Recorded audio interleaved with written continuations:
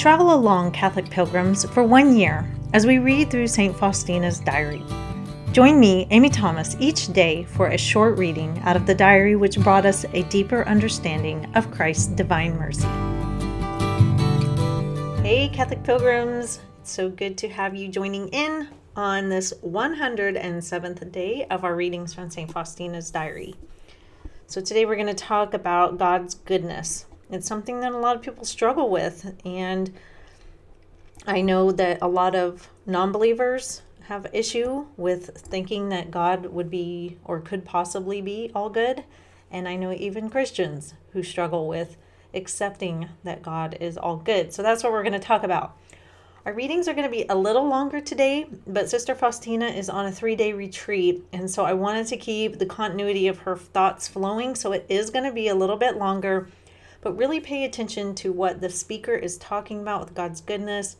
Sister Faustina has some more doubts, and there's a lot of good stuff packed into our readings today. So our readings are from Notebook 1, numbers 456 through 465.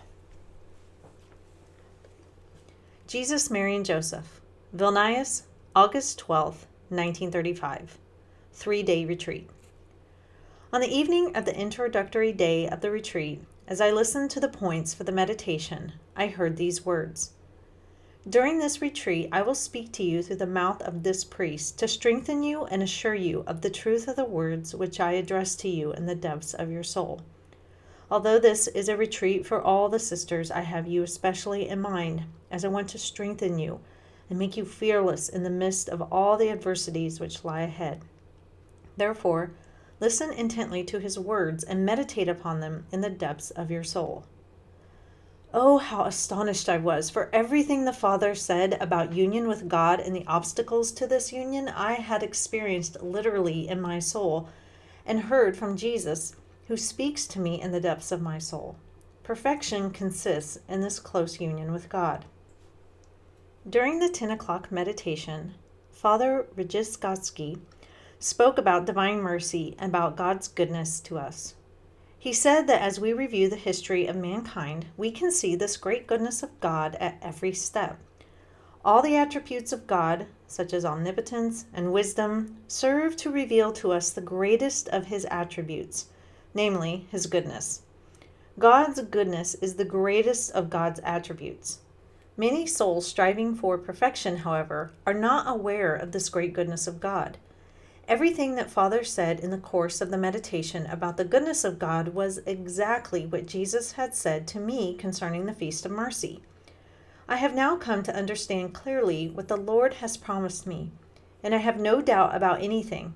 God's language is clear and distinct.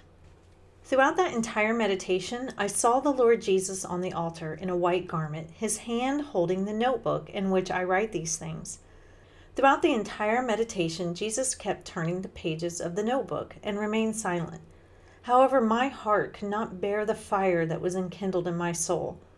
Despite the great effort of my will to take control of myself and not let others see what was going on in my soul, toward the end of the meditation, I felt that I was completely beyond my own control. Then Jesus said to me, "You have not written everything in the notebook about my goodness towards humankind. I desire that you omit nothing. I desire that your heart be firmly grounded in total peace." Oh Jesus, my heart stops beating when I think of all you are doing for me. I am amazed at you, Lord, that you would stoop so low to my wretched soul. What inconceivable means you take to convince me. This is the first time in my life that I have made such a retreat. I understand in a special and clear way every single word that Father speaks, for I have first experienced it all in my soul. I now see that Jesus will not leave in doubt any soul that loves him sincerely. Jesus wants the soul that is in close communion with him to be filled with peace despite sufferings and adversities. Now I understand well that what unites our soul most closely to God is self-denial. That is, joining our will to the will of God. This is what makes the soul truly free, contributes to profound recollection of the Spirit, and makes all life's burdens light and death sweet. Jesus told me that if I should have any doubts regarding the feast or the founding of the congregation, or regarding anything else about which I have spoken in the depths of your soul, I will reply immediately through the mouth of this priest. During a meditation on humility, an old doubt returned that a soul as miserable as mine could not carry out the task which the Lord was demanding of me. Just as I was analyzing this doubt, the priest, who was conducting the retreat, interrupted his train of thought and spoke about the very thing I was having doubts about, namely, that God usually chooses the weakest and simplest souls as tools for his greatest works. That we can see that this is an undeniable truth when we look at the men he chose to be his apostles.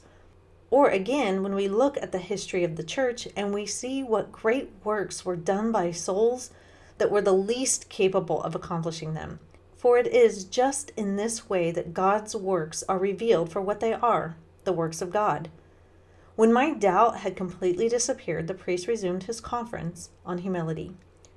Jesus was standing, as he usually did during each conference, on the altar and said nothing to me, but with his kindly gaze pierced my poor soul, which no longer had any excuse. Jesus, my life, how well I feel that you are transforming me into yourself in the secrecy of my soul where the senses can no longer perceive much. O my Savior, conceal me completely in the depths of your heart and shield me with your rays against everything that is not you. I beg you, Jesus, let the two rays that have issued from your most merciful heart continuously nourish my soul. So several years ago, I was speaking with a lady who is a cradle Catholic, and she was a pretty close friend, and her mother had passed away pretty young. The lady was telling me that her mother had died way before she was ready for her to, and that had left a huge gaping hole in her heart, that she felt that she had a lot more time that she was owed with her mother. Consequently, she was very, very angry with God, and she would go to Mass kind of half-heartedly. She would go, I think, more out of just habit of being a cradle Catholic than she did because she truly wanted to love and worship God. Now, that's me kind of judging how she felt without fully knowing, because she didn't exactly tell me that, but just based off of what she was saying to me and in the context of what she was saying, I kind of got that feeling. I could tell that there was a lot of pain behind her decisions. And one of the things she was questioning was God's goodness. And I've heard this before, especially from non-believers, but I've heard it too from Christians who have gone through a very, very deep pain. And the idea is that God is not really all good. And one example of that is he takes people too soon. Like my friend was talking about, her mother had left too soon, and she didn't like that, obviously. I mean, who would? We all wish our loved ones could just be with us all the time. But she felt that her mother was snatched from life way too soon and that her mother should have lived a lot longer. And why didn't God heal her? Didn't he know that her daughters needed her? And I've heard this from, non-believers too. How in the world could God let children die? How could he put parents through that? And it's a valid question, and it's definitely heartbreaking, because when we lose a loved one, there is an absence there. And it's hard to get over that. It's a hard thing to grieve, is the loss of a loved one.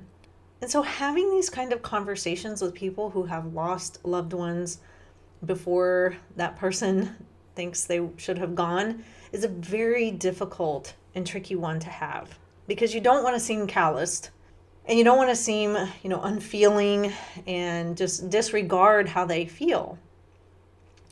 But at the same time, we have to realize that God does not owe us really anything. He does not owe us anything, and for us to demand something of him is not okay. It's not okay. God does not owe us 100 years. He doesn't. He gave us life And in his almighty power, he can take it away when he decides. The thing is we have a very narrow scope. We see our family and our loved ones around us and friends, and we want them with us for as long as we can have them.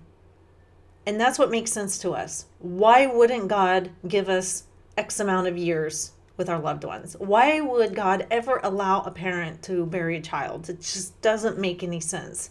Why would God take a parent from us too soon? Why would God take a spouse? I married this person expecting to grow old with them, and yet you've taken them from me? It just doesn't make sense. But the reality is God does not owe us anything. And who are we to say what God can or should do? We must be careful not to bend God to our will. And I say all this, and I know some of you are out there having experienced these things. With all of my miscarriages, I asked this very question of God so many times. Why are you taking these children away from me? My husband and I are good parents.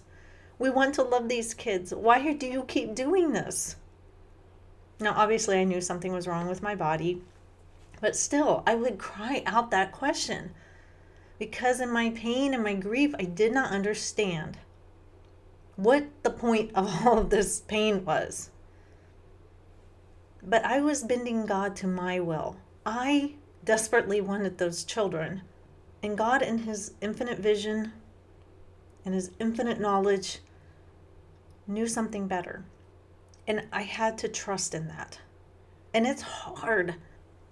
God is all good. It's one of his attributes. We don't get to decide how God looks in his great goodness. God is God. He has a vision and he has plans, and he knows how to carry out the right things for each one of us. And we are not always privy to that information, which is hard. It's so hard, but it's true. If God is calling a soul to him sooner than we think, there must be a reason. There must be a reason. He's not doing it because he wants to cause us pain. And so we have to trust that someday we will understand. And I know I say all this and I sound like, oh yeah, this is really easy to handle. It's not. I'm not saying it is. That friend I was talking about was struggling heavily with trying to understand God's goodness, weighted against losing her mother too soon. That's hard stuff for us as Christians. It is. For parents who have lost children, for spouses who have lost spouses, it's hard. And it's no easy task to put your faith and trust in God and say, I don't know what you're doing here, but you know better than me. That is so hard. It is so hard. So please know that I don't make light of this issue whatsoever. But we have to trust in God's goodness. And we have to remember what God did on the cross for us. In his infinite goodness, God the Father gave us his only Son to redeem us and to save us. And each one of us has that chance.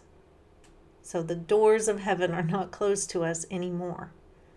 We just have to have that faith and that trust and that hope that someday we will understand. But it can be hard. And my thoughts and prayers go out to you who do struggle with this, or who have family members that struggle with this. It's hard stuff. And the answers just aren't always crystal clear. They just aren't. But that is all for today, Catholic Pilgrims. I will see you back here for day 108. And until then, live the faith boldly and travel well.